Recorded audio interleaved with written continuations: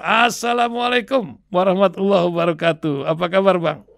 Waalaikumsalam warahmatullahi wabarakatuh. Kabar baik, insya Allah. Insya Allah, mudah-mudahan sehat selalu ini ya. Ja- Insya Allah. Jangan-jangan Bang Ihsanuddin Nursi dapat kiriman bansos juga nih, karena luar biasa ini. Kata PPATK ribuan dana bansos, lagi-lagi urusan data, cing, data kita nih entah cemana gitu Bang ya.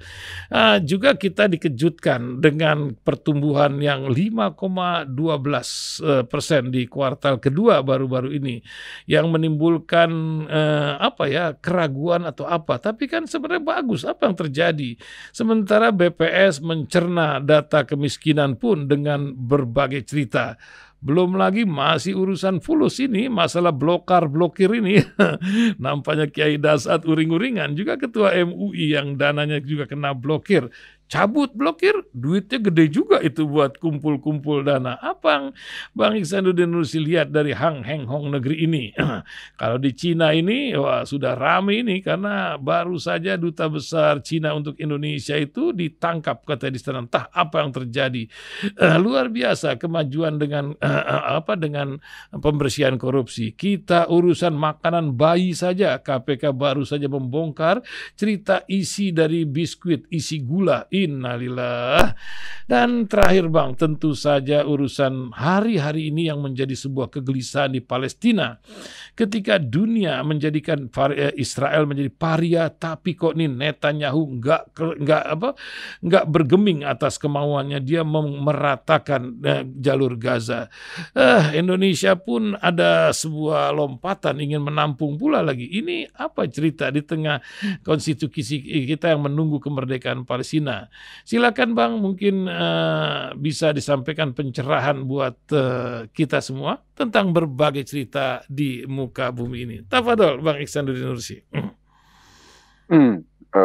Baik. Bismillahirrahmanirrahim. Subhanaka la ilma lana illa ma 'allamtana innaka antal alimul hakim. Rabbana zidna ilman warzuqna fahman. Rabbi shrah li sadri wa yassir li amri wahlul 'uqdatam min lisani yafqahu qawli.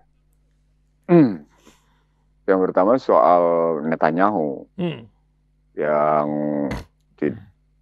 jadi niat dia untuk total membersihkan penduduk Gaza kan mendapat backup dari Washington. Washington silahkan do what you want to do, sejak awal begitu. Washington tidak mencabut kata-katanya, silahkan Anda lakukan apa yang Anda mau lakukan gitu. Dan itu artinya Washington termasuk mendukung juga akhirnya persoalan ethnic cleansing gitu ya, dan genosida. Pada saat yang sama sejumlah negara Eropa tidak setuju dengan perilaku Netanyahu dan juga akhirnya punya jarak dengan Trump. Apalagi Trump kemarin di Alaska bicara tentang perdamaian Ukraina sama Putin gitu kan, yang dianggap sangat dinanti-nantikan dalam rangka menjamin kembali pasokan soal pangan dan energi, hingga Trump tidak mengenakan sanksi terhadap Rusia. Dan dalam kerangka itu sesungguhnya sikap Trump dan Netanyahu betul-betul menimbulkan ketidakpastian bagi banyak negara. Eropa dan beberapa negara lain yang punya konstelasi bisnis, yang punya hubungan bisnis dengan Eropa dan dengan Ukraina serta dengan Rusia. Tapi sekaligus juga itu disebabkan oleh perilaku Netanyahu yang bukan cuma sekedar keras kepala, yang bukan cuma sekedar egois mau menang sendiri, tapi sekaligus sudah membabi buta. Dia membabi buta untuk memenuhi hasratnya menguasai Gaza. Karena dengan dia menguasai Gaza seperti yang kita pernah bicarakan beberapa waktu lalu, ini soal dua hal, ini soal kanal Ben Gurion dan soal sumber daya. Dan kalau sampai kanal Ben Gurion terjadi, satu, yang kedua terwujud, atau yang kedua soal sumber daya di kawasan Selat Laut Merah itu juga muncul, maka Israel memperoleh banyak hal. Dia akan mendapatkan uang, baik dari sumber daya di Laut Merahnya maupun di Kanal Ben Gurion. Jadi motifnya bukan cuma sekedar motif untuk menguasai, menduduki dan menguasai gitu. Tapi memang motif di balik itu ada juga motif agama. Nah, itu sudah jadi rahasia umum. Tapi ada hal lain di balik itu. Itu menunjukkan bahwa Yahudi adalah penentu di dunia gitu. Itu dia. Dengan backup Amerika gitu. Jadi di balik pesan dia dan di balik tindakan dia kayak gitu, Netanyahu tidak menentukan dan tidak menyampaikan kepada masyarakat dunia. Tidak ada satupun makhluk di dunia yang bisa menghalangi kemauan mereka. Gitu. Jadi itu pesannya, tidak ada satupun yang bisa mengimbangi kekuatan mereka gitu. Anda lihat Korea Selatan dan Cina saja juga sebenarnya punya relasi bisnis dengan Israel gitu. Jadi nggak ada urusan kalau ngeliat kayak gitu ya. Nah, di sini kekuatannya seperti ini dilihat secara fisik, secara kasat mata menjadi luar biasa. Tapi pada saat sama ketika kita bandingkan kekuatan Hamas yang kecil kayak gitu bisa bertahan, itu berarti kekuatan Hamas juga setara dengan kekuatan Israel yang didukung habis-habisan oleh Amerika. Kan menarik jadinya kalau di situ. Artinya nggak bisa diambil dengan kekuatan logika rasional di sini. Logika empirikal, logika rasional tidak mampu menjawab kenapa Hamas bisa bertahan habis-habisan gitu. Nah, bisa ngejawab cuma logika spiritual yang bisa dijawab. Nah, dari situ juga terjawab di situ. Jadi kalau beberapa teman-teman Indonesia yang ada di sana, itu juga memang aneh karena ternyata kebanyakan perempuan Palestina yang melahirkan itu terkadang kembar gitu. Luar biasa.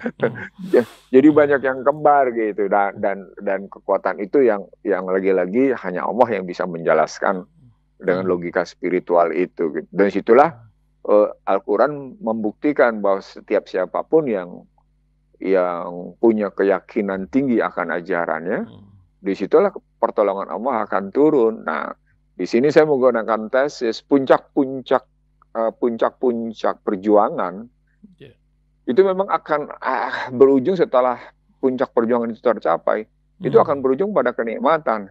Nah, ternyata Allah terus selalu menyampaikan kepada masyarakat Islam di dunia bahwa puncak perjalanan perjuangan di Palestina itu belum terjadi, belum tercapai, belum sampai gitu.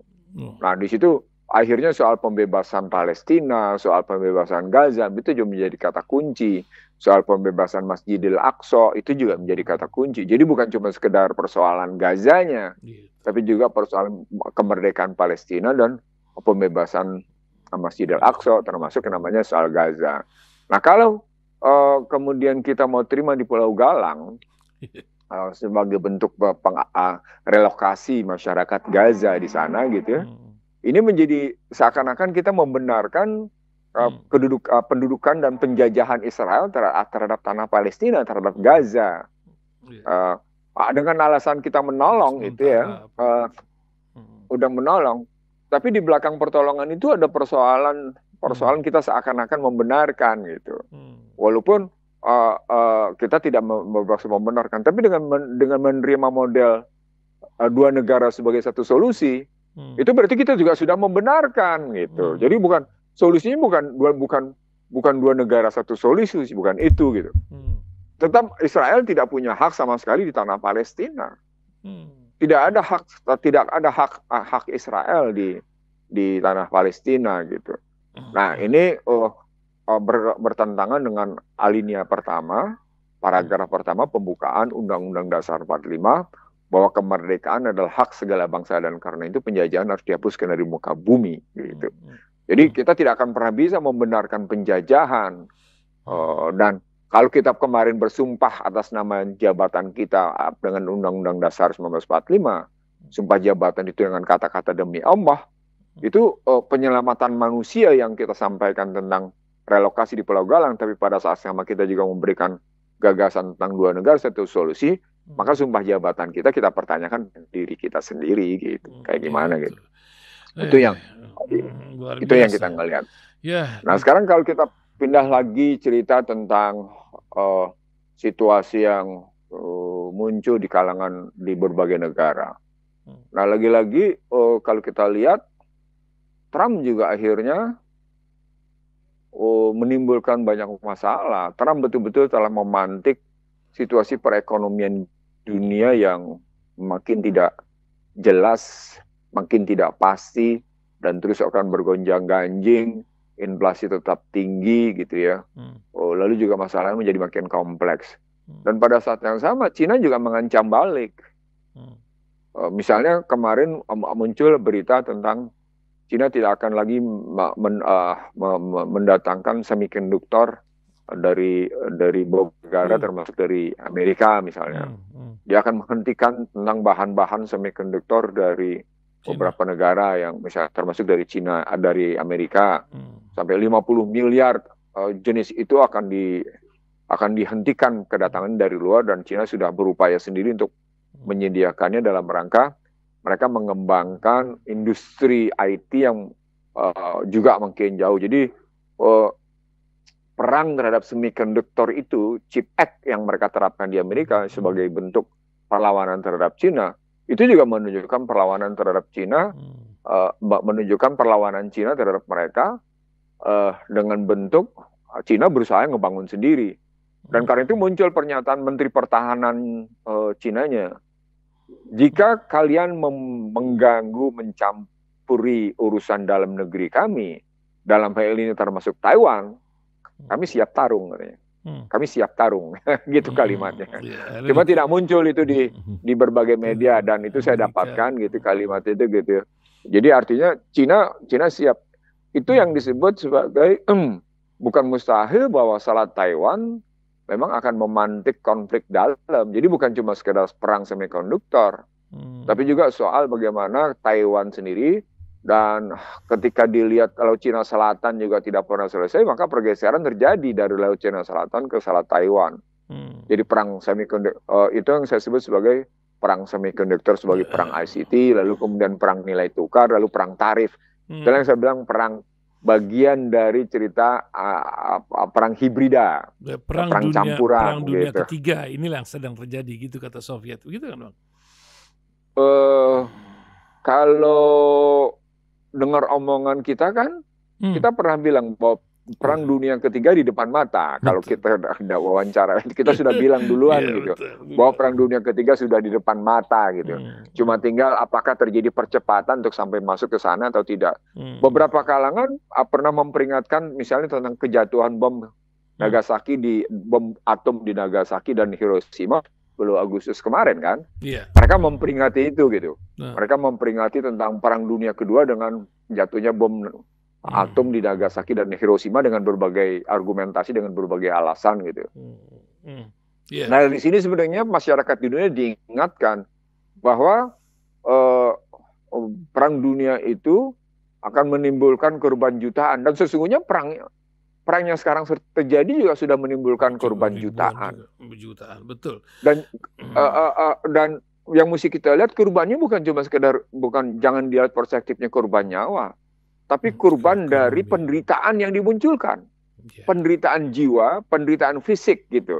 Disebabkan kesalahan dalam memilih sistem. Disebabkan karena sistem yang demikian predatorik, sistem yang kita sebut sebagai materialis gitu, sistem kapitalis, sistem materialis. Dan itu menimbulkan korban di mana-mana, sehingga kalau mereka mengeluarkan pernyataan sebagai kemiskinan ini begini, ketimpangan ini begini, masyarakat ini begini. Lalu kalau kemarin kita menyaksikan CNN misalnya, CNN melaporkan di berbagai penjuru dunia terjadi demonstrasi sebagai wujud protes terhadap kepemimpinan negara di Venezuela, di mana semuanya terjadi di demo. Loh, itu kan karena sistem demokrasi liberal. Nah, pada saat yang sama demokrasi liberal menerapkannya korporatisme. Itu neoliberal. Sama seperti Indonesia yang terseok-seok di anggaran gitu ya, sampai akhirnya mau lagi melakukan pemangkasan dengan efisiensi. Itu kan karena Anda menerapkan korporatisme, itu kan karena Anda memang menerapkan habis-habisan sistem riba, ya nikmati saja sistem riba Anda gitu. Biarkan masyarakat mencari jalan keluarnya sendiri seperti perayaan 17 Agustus. Para menteri itu bikin perayaan dengan biaya anggaran, rakyat bikin perayaan dengan biaya dana sendiri gitu. Ya silakan aja. Nah, Anda berpikir etika dan moral Anda gitu. Apakah Anda lebih bermoral dari rakyat atau Anda lebih merasa lebih etis dari rakyat? Silakan aja mikir sendiri gitu. Kecuali memang moral dan etika Anda mati, itu urusan lain gitu. Kalau moral dan etika Anda sudah mati, ya sudah, itu urusan Anda. Silakan Anda bertanggung jawab atas buat tindakan Anda. Kalau tidak tanggung jawab di dunia, paling tidak tanggung jawab di akhir. Paling tidak nanti menjelang kematian akan kelihatan Anda kayak gimana gitu loh. Ngelihat gampang aja. Ya, itu kan gambaran dari ketidakberdayaan. Itu kan gambaran dari ketidakberdayaan. Dan pada saat yang sama keberdayaan juga. Bahwa masyarakat masih tetap mau merayakan kemerdekaan, walaupun dalam posisi perayaan kemerdekaan itu tidak berarti juga menggambarkan tentang mengisi kedaulatan, karena kedaulatan sudah diserahkan lewat perjanjian perdagangan dengan Amerika, kan gitu. Ini. Nah, ketika sampai pada posisi perjanjian dengan Amerika, di situ muncul kajian dari berbagai kalangan. Tidak mungkin pertumbuhan 5,12 gitu. Jadi logikanya gitu. Di tengah yang namanya aliran dana seret, investasi seret gitu ya, walaupun katanya ada realisasi investasi gitu. Tapi kan bisa dilihat portofolio juga yang tergantung pada asing itu juga terjadi. Kalau aliran investasi.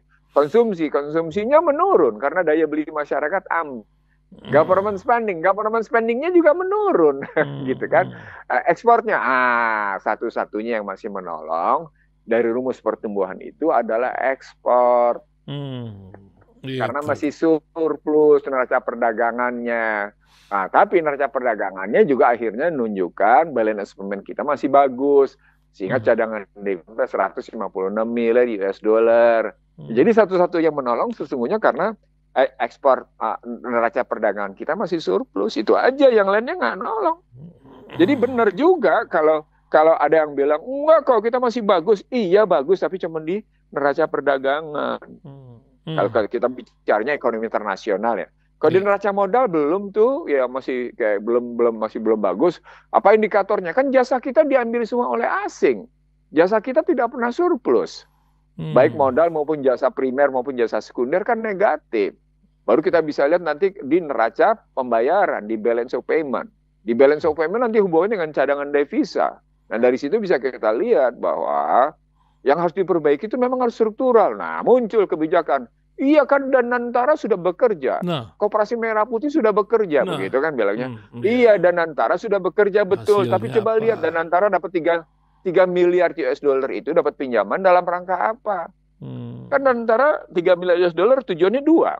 Yang satu dalam rangka pembangunan oil field di Serang sana gitu, bersama sebuah perusahaan industri kimia gitu. Satu lagi untuk perumahan kan. Nah perumahan daya belinya nggak ada. Gimana coba? Banyak sekarang properti menahan diri karena pembeli untuk properti kelas menengah bawah pembelinya gitu.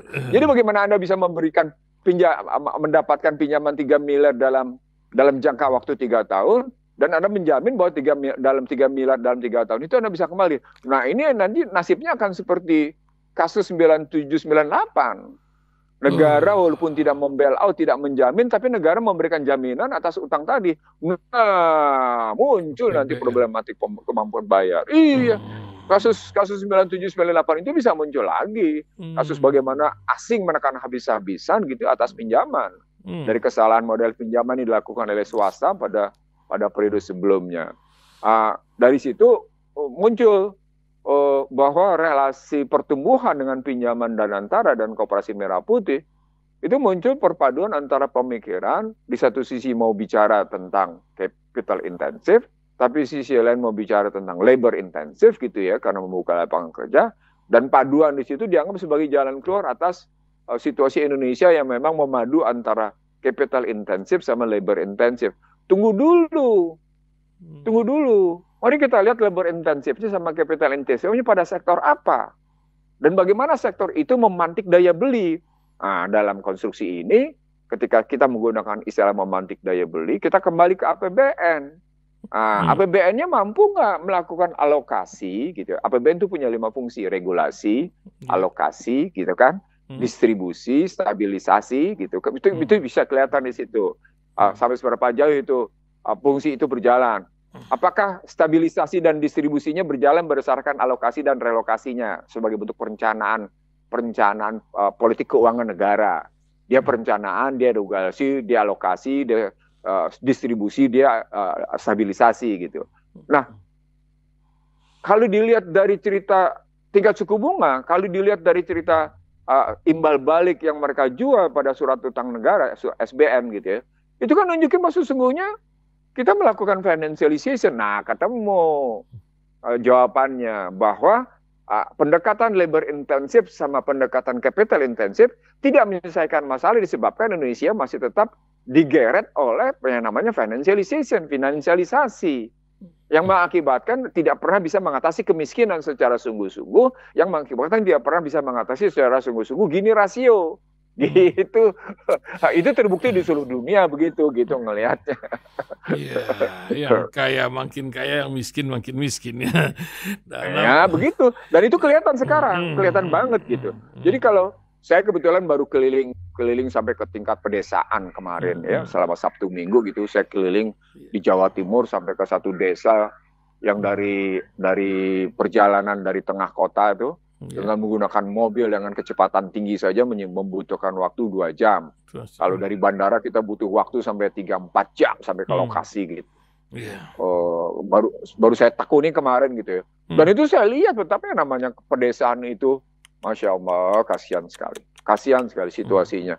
Begitu kita akan mengelus dada gitu ngeliat kenyataan di bawah gitu. Bagaimana masyarakat bawah kesulitan perekonomian itu luar biasa gitu melihatnya.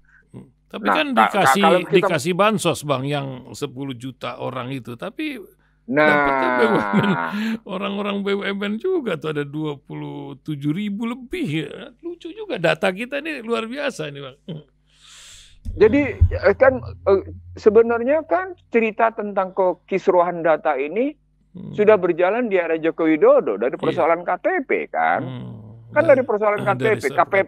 Sebenarnya diingat nggak ketika cerita 2019 ada KTP berserakan di kawasan Sukabumi, ada KTP berserakan di kawasan Bogor, ada KTP berserakan di mana-mana gitu. Di KPU juga nggak diselesaikan masalah kisruh data itu gitu kan. Nah, jadi ada unsur-unsur hang hong juga di sini. Di situ sebenarnya yang mereka lakukan, mereka mulai merekayasa kebijakan berbasis kepalsuan. Lewat situ sebenarnya. Jadi kita makin tidak jadi tesis yang saya bangun tentang pemilu 2004 sampai dengan 2024 nggak beres itu makin terbukti, makin kokoh gitu. Tadinya kan cuma hipotesa. Hipotesanya saya buktikan lewat yang namanya keuangan, soal biaya KPU dari 2004 ke 2024. Saya ngambilnya begitu. Ketika kita tidak bisa membuktikan karena permainan data di tangan mereka gitu ya, sehingga kita hanya bisa ngebangun hipotesa bahwa ada ketidakberesan dalam persoalan pendataan gitu ya, baik pendataan KTP maupun perhitungan suara, maka aplikasinya kita ambil saja di keuangan gitu. Karena kita tidak pernah bisa mendapatkan bukti kokoh dalam persoalan tesa soal KTP dan perhitungan suara. Nah, tapi dari situ kita kemudian bergeser ke persoalan siapa yang berhak menerima bansos. Nah, ingat nggak ketika mantan wali kota Surabaya yang jadi Mensos siapa namanya? Lupa saya. Tri Risma hari ini. Tri Risma hari ini. Nah, ketika Tri Risma hari ini menjadi Mensos, kan isu besarnya adalah bagaimana KPK diminta untuk melakukan penyelidikan atas penerima bansos dan KPK menemukan kesalahan puluhan juta kan, sehingga potensi negara dirugikannya tinggi. Tapi isu itu kan bersamaan dengan Sri Mulyani menyatakan ada desa fiktif. Sampai ada desa. Nggak tanggung-tanggung. Artinya sesungguhnya kalau kita balik lagi di situ, jumlah penduduknya ada problematik pada perhitungan satu sisi, di sisi lain jumlah desanya juga harus kembali dihitung. Nah, di sini muncul masalah. Bagaimana sebenarnya model pendataan kita? Nah, di situ ketika kita tidak jelas soal penduduk, tidak jelas soal desa, saya memasalahkan kepada seorang menteri. Ini berarti soal tata ruang, saya bilang. Jadi dampak dari ketidakjelasan data orang dan data desa, ini berdampak pada persoalan tata ruang. Tata ruang tanah, tata ruang air, tata ruang udara. Nah, ini berdampak lagi pada persoalan fasilitas umum dan fasilitas sosial. Berdampaknya banyak sekali. Dalam bahasa yang lain bisa jadi setiap kebijakan yang muncul dari pemerintahan itu kebijakan yang sama sekali tidak akurat dan aktual. Itu dampaknya tidak ada kebijakan afirmatif tidak ada kebijakan keberpihakan ke dalam penyelesaian masalah. Gitu. Jadi itu dampak dari data. Jadi kalau sekarang ini disebut lagi bansos tidak efektif, bansos kemudian jatuh ke BUMN macam-macam, nggak ada yang baru, dan malah yang muncul kemudian data kependudukan akan diserahkan ke Amerika, ya sudah, masalah, ya sudah, semuanya. Sudah. Jadi artinya secara virtual dari segi sumber daya buatan, ya Indonesia memang akhirnya negara bagian dari Washington, gitu. Itu dia. Anda tidak punya kedaulatan pada data Anda gimana? Anda tidak punya kedaulatan pada Anda bicara payment ID nanti terkoneksi dengan yang namanya SWIFT. Kemudian sudah selesai. Sudah. Anda masuk ke dalam kripto, Anda masuk ke dalam payment ID, Anda masuk ke dalam yang namanya kripto, Anda masuk ke dalam yang namanya ikut tapak, ikut perencanaan konstruksi yang namanya central banking, digital currency gitu ya. Ya sudah, kondisinya begitu gitu. Walaupun saya tahu, saya juga ngerti ternyata omongan kita di Rasil dianggap angin lalu gitu. Saya ngerti juga, lupain aja itu gitu. Loh, mereka dengar, yang dengar itu cuma kalangan penegak hukum, tapi para pejabatnya nggak usah didengerin gitu. Ya udah, kita cerdaskan masyarakat saja bahwa ada problematik yang tidak diselesaikan di bangsa ini. Jadi kita sodorkan pemahaman kepada masyarakat, struktur masalah secara benar dari akarnya sampai dengan putik sarinya. Kita gambarin itu ke masyarakat. Biar masyarakat sendiri yang menilai apakah sistemnya benar, orangnya benar apa enggak gitu. Kalau saya sudah sampai begitu. Ya luar biasa kalau udah urusan data ini kadang-kadang kita jadi garuk-garuk kepala nih. Ya kita merasakan, rakyat sedemikian merasakan, tapi nampaknya memang gini merangkak makin jauh antara si kaya dan si miskin. Dan apakah pemerintah ini tidak sadar? Penghematan sudah luar biasa, tapi pembelian senjata dan boros-boros di beberapa kegiatan juga menjadi kenyataan lain gitu. Apa memang sudah on the track kita pinjam hutang lagi untuk nutup lubang yang lain? Gimana Bang? Saya pernah presentasi bahwa potensi utang luar negeri kita akan terus meningkat. Dan pada saat yang sama, nanti APBN akan terbebani untuk pembayaran utang, itu makin hari makin tinggi. Bahkan tahun ini ketika orang mulai ribut 800 sekian triliun, saya berdasarkan data yang saya miliki, dan itu saya presentasikan di sejumlah tempat dari November 2024 gitu ya, sampai kemudian terakhir di Rasil kita menyebut angka 838 triliun gitu yang harus dibayar. Nah, dampaknya mesti kita lihat pada itu kan konsentrasi kita pada pembiayaan. Maka kita pindah sekarang konsentrasi kita pada yang namanya revenue gitu, pada pendapatan, pada government revenue-nya kayak gimana. Nah, ternyata kan beredar luas di masyarakat. Ternyata APBN bersandar pada pajak sebesar 82%. Masyarakat sadar, ternyata mereka diperas habis-habisan oleh berbagai pajak.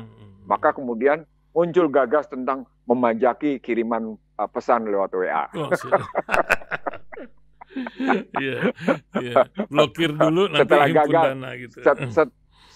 Setelah gagal memajaki sepeda, setelah gagal memajaki asap knalpot gitu. Sekarang tiap kirim WA kena pajak gitu. Bahkan ada gagas lagi, tiap kirim duit ada kena pajak gitu.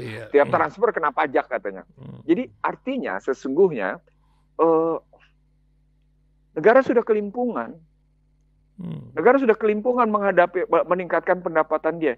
Tapi pada saat yang sama, ironinya, kita lihat 10 orang terkaya di Indonesia itu bersumbernya dari sumber daya alam. Itu yang pasal 33 salah itu. Satu yang baru muncul, salah satu yang baru muncul itu dari sumber daya, dari sumber data, dari sumber daya buatan. Dia kaya karena dia ngebangun bisnis di pembangunan data center dia gitu. Betul. Kita nggak usah sebut, namanya. Tapi agak panjang gitu. Lanjut. Oh iya, nggak usah kita sebut namanya. Tapi kita tahu bahwa dia termasuk kelas orang kaya menurut Forbes Magazine gitu ya. Disebabkan dia berhasil ngebangun data center gitu ya, pemusatan data gitu. Dalam bahasa yang lain, itu kan menjadi menarik. Oh iya, ternyata data bisa saja berperan sebagai publik, bisa juga berperan sebagai komersial kan gitu kan? Nah, ketika sampai pada pemahaman data bersifat komersial, tapi juga bersifat publik gitu ya, maka pertanyaannya, bagaimana sesungguhnya Indonesia menempatkan sumber daya buatan? Kosong deh aturannya. Aturannya kosong di sini nih. Mana yang data komersial, mana yang data publik, mana data yang hibrida. Itu nggak ada itu ketentuan itu kayak gitu tuh. Yang ada cuman orang cuma teriak, KTP itu data rahasia. Itu klasifikasi data publik, data negara, bagian itu. Tapi kan bagaimana penegara sendiri menegaskannya soal itu? Aturannya kayak apa gitu? Nah, jadi lagi-lagi ketika kita dapatkan ironi orang-orang kaya itu berbasis pada sumber daya yang kita punya, pada saat yang sama APBN tergantung pada pajak, yang terjadi orang kaya makin kaya dan miskin makin miskin, maka kelihatan kebijakan ekonomi yang dibangun oleh orang itu saja ternyata telah menimbulkan kemiskinan harga diri dan kemiskinan fisik. Ulang. Garis bawah ini. Garis bawah ini. Kebijakan ekonomi yang dibangun oleh orang itu saja mengakibatkan namanya kemiskinan harga diri dan kemiskinan fisik. Sampai Perdana Menteri Thailand menghina kita. Gitu. Itu bukti itu gitu melihatnya. Nah, kalau Anda merasa masih punya harga diri sebagai pejabat, ya monggo silahkan. Gitu. Anda masih bisa dongakkan kepala dan busukkan dada sebagai pejabat dengan mobil mewah yang dibiayai oleh rakyat. Ulang. Yang dibiayai mobil mewah itu oleh rakyat gitu ya. Kan Anda mendapatkan mobil mewah. Anda mendapatkan mobil premium. Segala macam itu kan Anda dapetin dari uang rakyat. Sementara rakyatnya antara seok-seok. Sementara sumber dayanya habis diambil oleh korporasi gitu kan. Ya sudah. Itu berarti omongan kita sekilas ini yang beberapa menit ini membuktikan, oh ada yang salah dalam sistem pembangunan kita. Kan mestinya begitu pemahamannya. Mestinya munculnya begitu. Mencari jerami di tengah jarum di tengah jerami melihat pejabat yang sederhana sekarang ini. Sebuah fenomena yang memang rakyat kita kan gampang kalau mau contohnya ya. 80 tahun merdeka. Luar biasa pendiri bangsa kita tuh kehidupan yang sederhananya. Bagaimana 20 tahun lagi Bang kalau begini terus? Apakah hanya mengandalkan doa akhirnya kita berkarya di bangsa ini, sementara tagar-tagar pergi ke luar negeri lah, inilah itu menjadi sebuah cemoohan, bahkan bendera pun menjadi masalah sekarang nih, hang heng hong gitu kan? Bagaimana Bang? Nah itu berarti Indonesia sudah masuk dalam ajang perang informasi.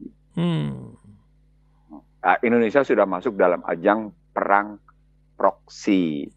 Indonesia sudah masuk dalam ajang perang asimetri, perang informasi, perang proksi. Itu masuk di situ.